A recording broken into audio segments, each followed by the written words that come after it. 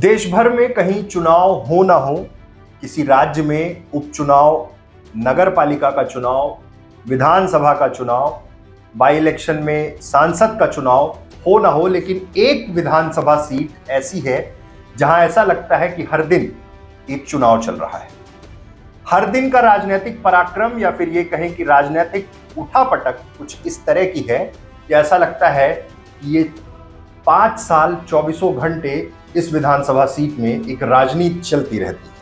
हम बात कर रहे हैं विंध्य क्षेत्र के रीवा जिले की सिमरिया विधानसभा से, जहां से विधायक हैं अभय मिश्रा। और अभय मिश्रा खुद ये कह चुके हैं कि अभय मिश्रा का नाम ही लड़ाई है। और अब हाईकोर्ट के एक फैसले के बाद अभय मिश्रा की विधायकी पर क्या संकट आकर खड़ा हो गया है। दरअसल मध्य प्रदेश हाईकोर्ट ने कांग्रेस विधायक अभय कुमार मिश्रा की उस याचिका को खारिज कर दिया है जिसमें उन्होंने अपने खिलाफ दायर चुनाव याचिका को प्रारंभिक स्तर पर ही निरस्त करने की मांग की थी। जस्टिस विनय सराफ की एकल पीठ ने स्पष्ट कहा कि याचिका में उठाए गए आरोप गंभीर हैं और इनकी विधिवत सुनवाई आवश्यक है। ऐसे में अब यह मामला ट्रायल के लिए आगे बढ़ गया है। यह याचिका दायर की थी सिमरिया विधानसभा से पूर्व विधायक रहे 2023 में अभय मिश्रा से जब वो चुनाव हारे बीजेपी प्रत्याशी केपी त्रिपाठी ने। याचिका में मुख्य आरोप यह है कि अभय मिश्रा ने नामांकन के दौरान दिए गए शपथ पत्र फॉर्म 26 में महत्वपूर्ण जानकारियां छुपाई है। आरोप के मुताबिक उन्होंने अपने खिलाफ दर्ज आपराधिक मामलों का उल्लेख नहीं किया है और नॉट एप्लीकेबल लिखा है। याचिकाकर्ता ने आरटीआई से प्राप्त दस्तावेजों का हवाला देते हुए दावा किया कि उनके खिलाफ 9 आपराधिक मामले दर्ज हैं। कोर्ट ने माना कि यदि यह आरोप सिद्ध होते हैं तो इसे भ्रष्ट आचरण की श्रेणी में रखा जाएगा।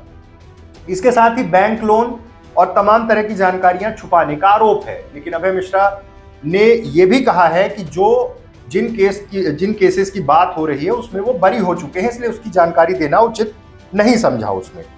अब सबसे महत्वपूर्ण यह है क्योंकि अभी कुछ दिन पहले विजयपुर का मसला आपने देखा था जिसमें कांग्रेस विधायक की विधायकी पहले समाप्त की गई, उसके बाद सुप्रीम कोर्ट में चैलेंज किया गया और वहां से फिर हाई कोर्ट के आदेश पर रोक लगी। विवेक तनखा कांग्रेस के नेता हैं, उस केस में पैरवी कर रहे थे। और ये डर जो शुरू हुआ है वो इस बात का है क्योंकि विजयपुर का जो फैसला आया, जिस तरह से विजयपुर में हाईकोर्ट ने जो डिसीजन दिया ग्वालियर खंडपीठ ने, उसके बाद से कहीं ना कहीं कांग्रेस इस मुद्दे को लेकर भी जमीन पर उतरने वाली थी। तमाम जगह बयानबाजी शुरू हो गई थी कि लोकतंत्र का गला घोटा जा रहा है, हमारी निर्वाचित विधायक के साथ पूरी भाजपा ताकत लगा के गलत कर रही है।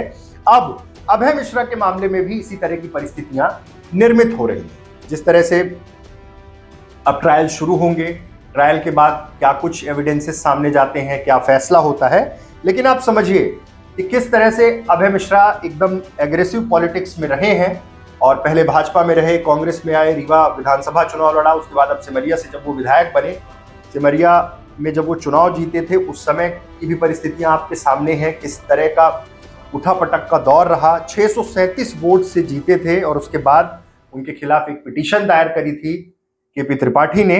और अब सीधे सीधे इस मामले पर कोर्ट ने ट्रायल चलाने का निर्णय किया है। यानी कि कोर्ट ने कहा कि अभी इसमें बहुत कुछ होना बाकी है। बैंक लोन की जानकारी छुपाने का भी आरोप है और अलग अलग जगह, हालांकि इसमें पूरा स्पष्टीकरण जो अभय मिश्रा की ओर से वकील ने दिया है वो तमाम चीज़ों का कि वो जिस कंपनी की बात कर रहे हैं उसके पहले जब वो नामांकन कर रहे थे उसके पहले उससे हट गए थे।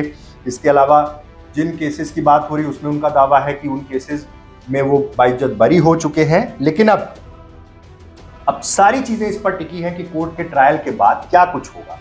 सिमरिया, अभय मिश्रा, बीजेपी, कांग्रेस, चुनाव, ये सब कुछ इस तरह से चलता रहता है कि लोगों का रुझान चाहे विंध्य हो चाहे मध्य प्रदेश हो, सिमरिया विधानसभा सीट में हमेशा से बना रहा है।